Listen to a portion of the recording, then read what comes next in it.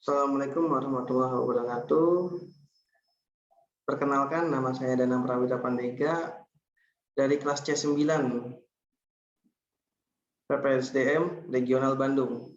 Di sini saya akan menjelaskan tentang rencana umum pengadaan barang dan jasa berbasis sistem aplikasi sirup di Kelurahan Semper Timur.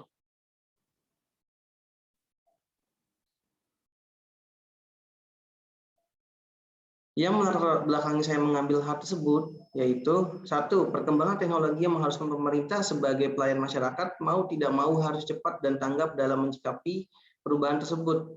Yang kedua, mempermudah pekerjaan baik dari waktu, tenaga, dan materi yang dikeluarkan. Yang ketiga, meminimalisir kesalahan data dan human error. Yang keempat, dibutuhkan transparansi di era keterbukaan saat ini dan memudahkan monitoring dari tingkat atas sampai bawah, baik yang berada di pusat dan daerah. Dan terakhir, memudahkan koordinasi antar instansi pemerintah di pemerintahan daerah agar terwujudnya Jakarta kolaborasi. Fokus masalah pada kali ini yaitu kurang efektifnya aplikasi sirup dalam membuat rencana umum pengadaan barang dan jasa di Kelurahan Semper Timur. Analisis masalah, di sini saya menggunakan metode analisis masalah Fishbone, di mana ada 4. Yang pertama dari manusianya itu sendiri, mesin, material, dan metode. Dari mesin, aplikasi sirup sering terjadi server down atau sulit mengakses. Aplikasi sirup sulit untuk dipahami. Dari manusia, kurangnya kompetensi pegawai, kurangnya koordinasi dalam mempelajari aplikasi tersebut. Yang ketiga dari material, jaringan sudah memadai, komputer PC sudah mumpuni. Yang terakhir metode, menginput berdasarkan asumsi baik itu swakelola maupun penyedia. Terlalu banyak disposisi atau terlalu banyak tahapan sehingga memakan waktu. Dari keempat bagian tersebut, dari mesin, manusia, metode, dan material, kebanyakan faktor yang menyebabkan kenapa sirup tidak efektif itu, yang pertama dari mesin, yang kedua dari manusia, yang ketiga dari metode. Secara material, bahan yang ada di kelurahan sudah mumpuni, baik jaringan maupun PC yang sudah tersedia di kelurahan. Selanjutnya yang terakhir, alternatif penyelesaian. Ada 3 di sini alternatif penyelesaiannya. 1, peningkatan kompetensi pegawai dalam bidang teknologi. Tahapan setiap alternatif, memberikan edukasi mengenai teknologi.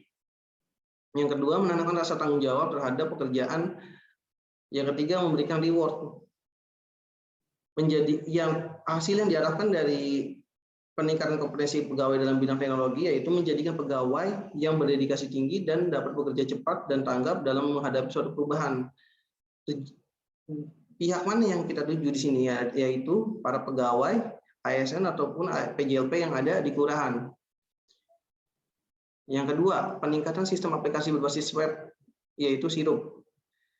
Tahapannya, mengganti hardware dan software yang lebih baik. Yang kedua, membuat server agar tidak down dengan cara mengupgrade server hosting. Yang ketiga, selalu melakukan evaluasi terhadap sistem aplikasi tersebut.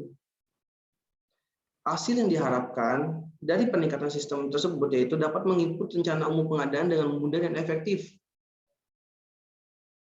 Siapa yang bisa merubah dan memperbaiki sistem tersebut, meningkatkan sistem tersebut yaitu LKPP, lembaga yang terkait pengadaan barang dan jasa tersebut. Yang ketiga, mempersingkat dan memperjelas metode penginputan rencana umum pengadaan di aplikasi sirup. Alternatifnya yaitu dengan alternatif penyelesaiannya, tahapannya yaitu memperjelas aturan tentang penginputan pengadaan barang dan jasa yang masuk ke kategori swakelola dan penyedia. Jadi perlu diperjelas mana barang yang masuk swakelola, mana barang dan jasa yang masuk swakelola, dan barang atau jasa yang masuk penyedia. Yang kedua, membuat sinkronisasi data dari aplikasi SIPD, di mana kita tidak perlu repot-repot ketika kita menginput RUP, sudah tersinkronisasi antara aplikasi SIPD yang pernah kita input dan aplikasi sirup, sehingga waktu yang dibutuhkan tidak begitu banyak dan sangat efektif. Yang ketiga, memotong verifikasi RUP yang dilakukan 2 arah. di mana RUP ini dilakukan 2 kali verifikasi. Yang pertama dilakukan oleh staf yang didelegasikan oleh akun PA-KPA, dan setelah staf memverifikasi dan menginput tersebut, nanti diverifikasi lagi oleh akun PA-KPA.